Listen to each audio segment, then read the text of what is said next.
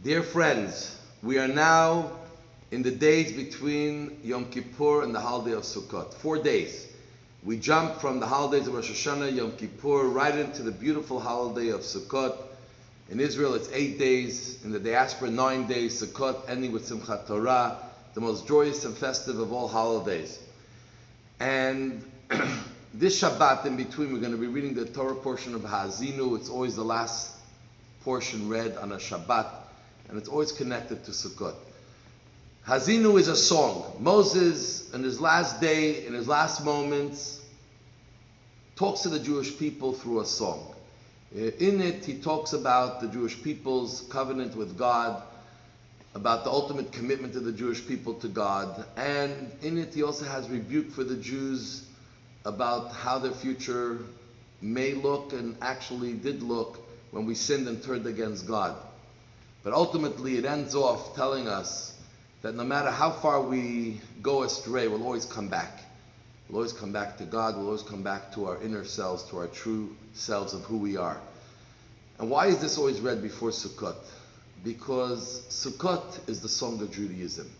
We go through Rosh Hashanah, Yom Kippur, it's solemn, high holidays, days of awe, it's times of days of judgment, the seriousness, the awesomeness of the day that we're standing before God and He may judge us, God forbid, to negative things, to not life, and to not good things, and we pray that God should give us everything good. It's a very, very serious time.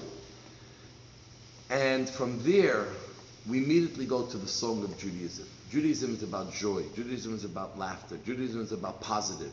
It's not about empty laughter. It's not about empty joy. It's about a deep joy. Once we recognize who we are, once we recognize what our purpose is, once we recognize about our connection with God and how lucky we are that God is looking out for us in every moment, in every action that we are involved in, God brings to us every opportunity that we face. This makes us break out in song of how lucky we are to be part of this bigger picture, this bigger mosaic. And this is what music is all about. Music is a lot of notes put together that each on its own may not be stirring and may not bring out a certain emotion.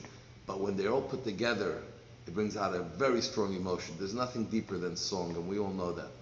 And this is what we have to get into. We have to remember as we go out into the year, right from Yom Kippur, we go straight into Sukkot, the holiday, we remember that Judaism is a song.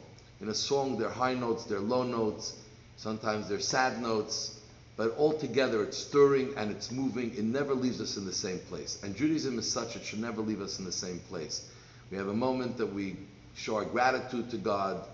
We appreciate everything God does for us. We appreciate life itself and everything that God brings about in life. And at the same time, we recognize how much we have to offer to God in partnership of what He had done for us.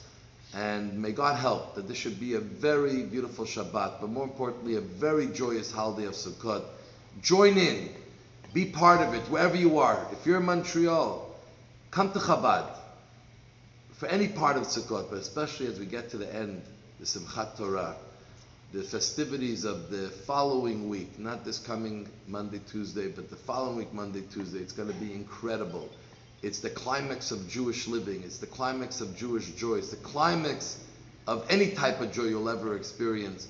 Let's get into it. Let's learn the song of Judaism, because this is what carries us through the mundane, through the ruts of life, and gives us the strength to turn everything into meaningful experiences and into our own song. Shabbat Shalom, Candlelighting Time Montreal 636. God bless you all. We love you all, and may we have the rest of the month of incredible holidays continue.